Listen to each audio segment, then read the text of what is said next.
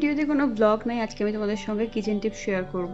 তো ফার্স্টেই চলো দেখাই, আমাদের ঘরে অনেক সময় এরকম কাঠের বেলনা থাকে বা কাঠের অনেক জিনিসই থাকে। তো সেই জিনিসগুলো অনেক সময় সহজেই ঘুণ ধরে নষ্ট হয়ে যায়। তো তার জন্য আজকে একটা দারুণ টিপস তোমাদের সঙ্গে শেয়ার করব, যে এই টিপসটা বা হ্যাক্সটা যদি তোমরা কাজে লাগাও তাহলে কাঠের জিনিসগুলো ওতে সহজে নষ্ট হবে না বা ঘুণ ধরবে না, লং লাস্টিং অনেক দিন ধরে নতুনের মতো একদম ঝকঝকে থাকবে।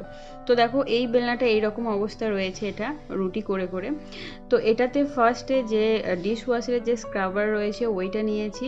যে কড়াই মাজার যে স্ক্রাবার থাকে ওইটা ইউজ করলে হবে না, সিম্পল এটা ইউজ করতে হবে। জাস্ট একটু জলে ধুয়ে একটু হালকা করে ঘষে নিয়ে তারপর বাড়িতে লেবু থাকলে লেবুটা অর্ধেক কেটে নিয়ে এভাবে অর্ধেক লেবু নিয়ে ভালো করে এভাবে বেলনাটাতে ঘষে ক্লিন করে নিতে হবে।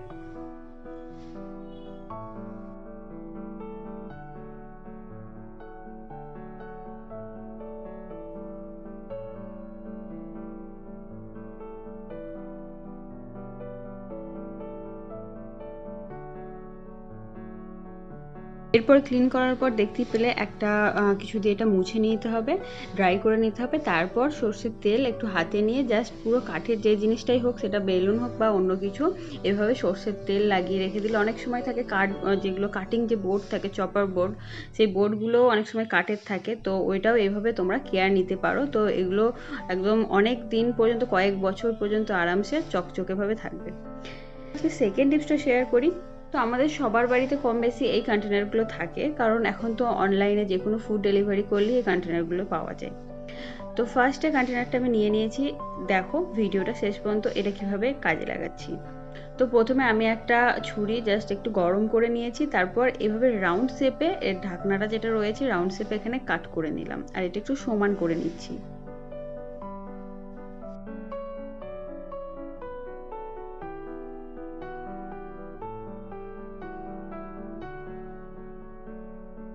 এরপর দেখো আমি কতগুলো কাপড় এখানে টুকরো করে নিয়েছি। অনেক সময় আমাদের বাড়িতে বাড়তি এরকম কাপড় পরেই থাকে বা ওড়না অনেক কিছুই থাকে যেগুলো আমরা ইউজ করি না, ফেলে দিই। এগুলো কিচেনের জন্য খুব কাজের। এইভাবে ছোট ছোট কাট করে নিতে হবে, আর এগুলো যত খুশি স্টক করে রাখতে পারো, অনেক হেল্পফুল জিনিস কিচেনের জন্য।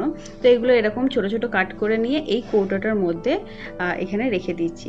দেন আমি এখানে ঢাকনাটাও লাগিয়ে দেবো। আর এরপর দেখো যে আমি উপরে যে রাউন্ড শেপে যেটা কাটলাম, এটার কাজটা দেখো যে এখান থেকে ইজিলি এইভাবে কাপড় টুকরোটা বার করে নিতে পারবো।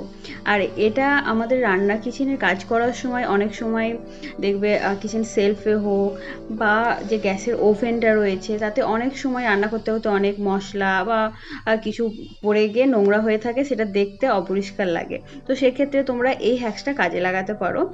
এইভাবে ইজিলি ক্লিন করে নিয়ে জাস্ট কাপড় টুকরোটা ফেলে দিতে পারো, বা এটা চাইলে রিইউজও করতে পারো। এতে তোমার কি টিস্যু পেপারের যে খরচা সেটা সেভিংস হবে। তো চলো থার্ড টিপসটা শেয়ার করি। থার্ড টিপসটা হচ্ছে যে এগেন কিচেনেরই আর একটা হ্যাক্স। তো এখানে আমি পেপার নিয়ে নিয়েছি, আর পেপারের কাজটা দেখো, তোমরা চাইলে পেপার না পেপার তো মোটামুটি সবার বাড়িতেই থাকে, পেপারের পরিবর্তে কার্ডবোর্ডও ইউজ করতে পারো। তো আমরা যখনই রান্না করি, অনেক সময় ভাত রান্না হোক বা দুধ বসানো বা ডাল হোক, অনেক কিছু উপচে পড়ে যায়, সেটা একদম বার্নারের নিচে দিয়ে ওভেনের নিচে মেঝেটা যেটা থাকে সেটাতে পড়ে গিয়ে মানে আমাদের এক্সট্রা খাটনি হয় ওর পেছনে, ওটা এক্সট্রা ক্লিন করতে হয়। বাট এইরকমভাবে যদি পেপার বা কার্ডবোর্ড থাকে, তাহলে যে ওভেনটা আছে তার নিচে জাস্ট পেপারটা বা কার্ডবোর্ডটা একটু হালকা জলের যদি ছিটা দিয়ে নাও, তাহলে এটা এদিক ওদিক সরে যাবে না, এটা একদম পুরো চেপে বসে থাকবে মেঝের সাথে। আর এরপর মেঝেতে যাই কিছু পড়ে না কেন বার্নার থেকে, রেগুলার প্রতিদিন ক্লিন করার প্রয়োজন হবে না। তুমি উইকলি একবার বা যখন দেখছো যে এটা নোংরা হয়ে গেছে, মাঝে মধ্যে চেক করে এটা জাস্ট ফেলে দিলেই হয়ে যাবে। এক্সট্রা খাটাখাটনি বা ঘষা মাজার প্রয়োজন হবে না বার্নারের নিচেটা। তো আশা করি টিপসগুলো তোমার ভালো লেগেছে। ভালো লাগলে লাইক করতে আর ফলো করতে ভুলো না।